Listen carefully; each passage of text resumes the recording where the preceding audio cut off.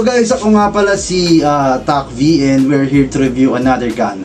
Hindi rin i-review yung isang Senma blaster, but what we will review is a mid-end blaster na nabili ko nung nakaraang linggo. So this is called TG F4 Carbon variant. So Emperor platform pa rin siya, pero carbon na siya. Hindi naman siya carbon, plastic lang siya. Carbon look lang. Ayan. Ganda, di ba? So, ang kasama niya sa box is safety glasses, yung maliit, then EOTech, then itong mga ganito. Tapos may kasama siyang dalawang packet ng hard gel.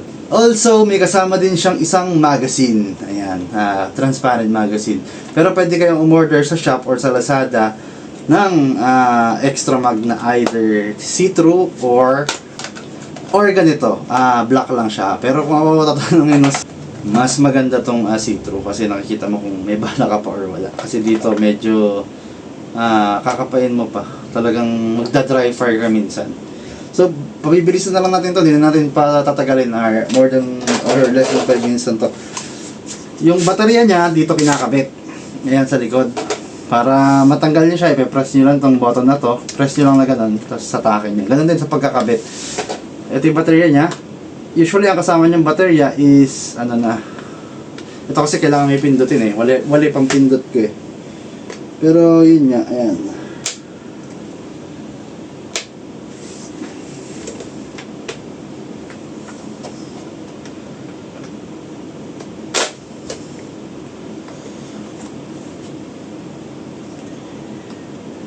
Aray.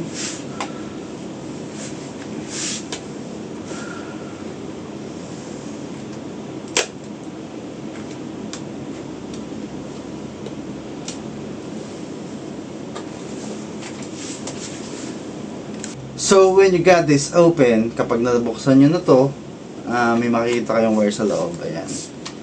So, upgraded na ata ito. Hindi na siya yung parang ibang katulad ng sa gel blaster. Pero pwede mo pa rin siya i-charge gamit yung normal na charger. So, dilaw na siya. So, ayan. Nakakabit na siya. And then, you have 3 modes. You have 3 modes, which is safe, semi-auto, and then full auto. So, semi-auto, syempre isa. And then, full auto. Diba? So, safe. Okay, click siya pero hindi siya babaril. Ayan, no? Pakita ko lang yung carbon. Hindi naman siya talaga carbon pero ang ganda niya. Hindi naman siya pang cosplay. Pero yung magazine size, hindi ko masasabi kung pang cosplay siya. Pwede na siyang masabi pang cosplay. Ayan.